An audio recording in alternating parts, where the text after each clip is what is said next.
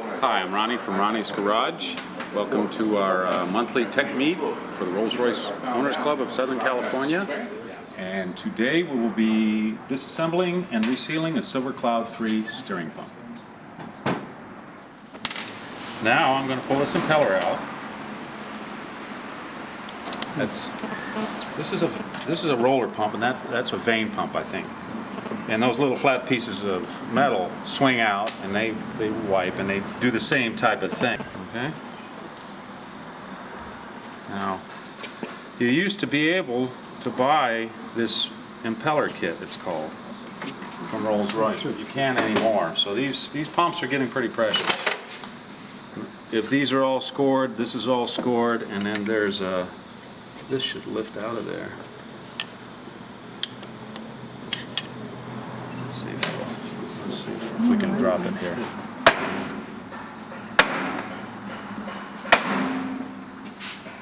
Well, it's starting to. No, we don't want to mess with it too much. But anyways, if you look in here and you see it's all grooved up, I don't know if your light can see anything in there. It doesn't look too bad when you consider, first of all, it's 50 years old, 52 years old. Picky. Yeah, I know. So anyways, there is the insides of the pump. Oh, we got the bearing out front. That is not too big a deal to get out.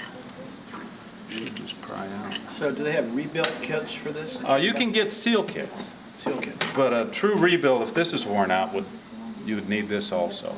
So like I said, the pumps are getting pretty precious. I'm going to use this vise real quick. And what I'm going to do... Typically, you just rebuild replace all the seals. Right, or a bearing. Or bearing. And bushings. If it's trashed inside, then you have to source another pump, used or otherwise. So Ronnie, Yes. so the seal kit, does it contain all the little O-rings and all the little things, or? You would think, wouldn't you? Well, that's why I asked, 'cause sometimes they don't. No, they don't. If you buy the body seal kit, the one at CD 4758, I think you get these two O-rings. There's an O-ring on this plug, and you get the seal. But the O-ring that comes with the kit is a real fat one that goes for an earlier one. So I have found the proper thickness O-ring. I hope this is the right size. This is for an S2. It should sit right in here. Yeah, this is not the right size, so we're going to have to source that. Because if you put too thick O-ring in here, it's not going to tighten properly, and you bind things up. Anyways, so to answer your question, no. I think there's three kit. Maybe the reservoir kit comes with these. These are normally square O-rings, so they're like a square cut instead of round. They're round this way, but the cross section is square. I use aftermarket also round O-rings that I've found that fit. So this is a by guess and by golly, in other words. You have to find things that are going to work. Why make it easy? So what I'm doing now is I'm gently tapping the center of that bearing race. You don't want to get too aggressive on roller bearings because you can damage them. If they're good, you don't want to replace them. Unless you want to replace them. But now this is what you think is the problem, isn't it? This guy? No, there's a seal behind it. I have to get the bearing out to get to the seal. Dropping on the floor won't hurt one of these, will. But you can, this one, if you stick your finger in the center of a bearing and spin it like this, if you feel a growling or a roughness, then replace it. This one is smooth as silk. And you can see this is sealed on both sides. But what I wanted to get to was this lip seal here, which is also crispy as a rock. And what I'll do now is I'll clamp it in the vise and pry it out. Oh. You think it was leaking around the outside of the seal, maybe? So, this one looks funny. If you look at it, the center of it's kind of cupped. See that? Yeah, right. It's like somebody installed it years ago, and the way you install them is basically with a socket and a hammer, or the proper size socket, and you drive it in. But when you drive them in, you want to drive on the furthest outside edge. You put too small a socket, you're going to concave it. And when you concave it, it distorts this lip seal. You're dead. I said you're dead. Well, no, you just leak. And if anybody wants to touch this, it's dirty, I know, but touch the new one and then touch the other one. Just kind of squeeze them and you'll see why it's leaking. Well, the inside part. The inside is, It's just like a rock. it's like a rock. Yeah. It should be spring-loaded, soft It's rubber. cut really badly, isn't it? Uh-huh. Willie doesn't want that. So this is the actual replacement, I think, right here. Oh, yeah. That's off of a different type of steering pump, but this is what it was. And you can also see it's a little bit distorted. It's much bigger than it should be. So there are our leaks. I would have assumed that it was leaking from this crispy, this is another really crispy O-ring that's actually shaving apart. That's an O-ring, yes. And when you think it's right up against this vane assembly, that's where the pressure is. Yeah. It's right, it's where it's its highest pressure. When you get on the other side with this lip seal, there is some pressure, but not near as much as right there.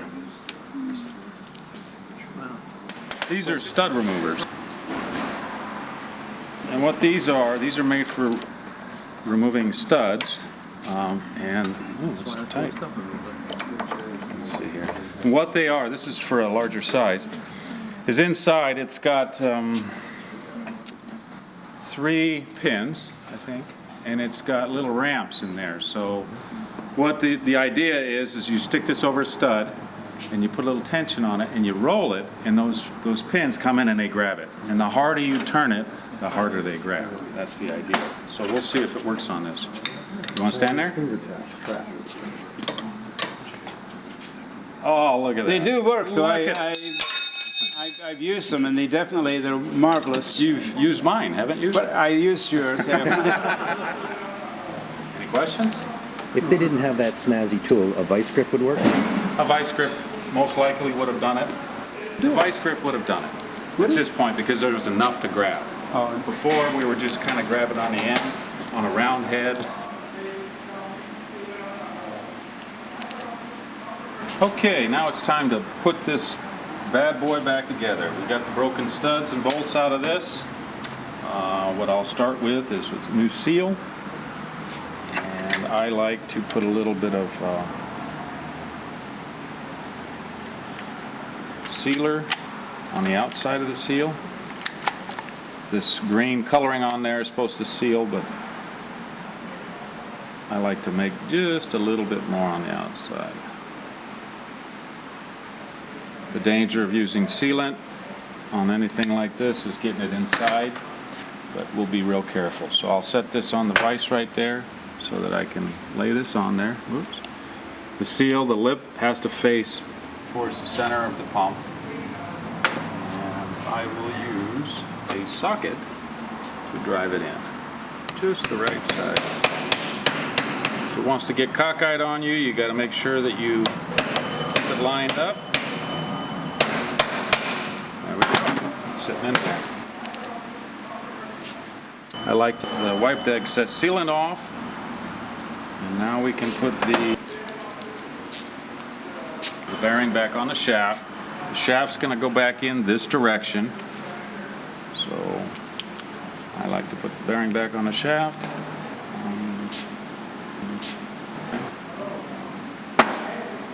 Let's see. You don't want to hit on the outside of the bearing, you want to hit on the center of the shaft. You can clamp this in the vise with some soft jaws, but you don't want to damage that shaft, so I'll just do this back and forth until this bearing sits down on there.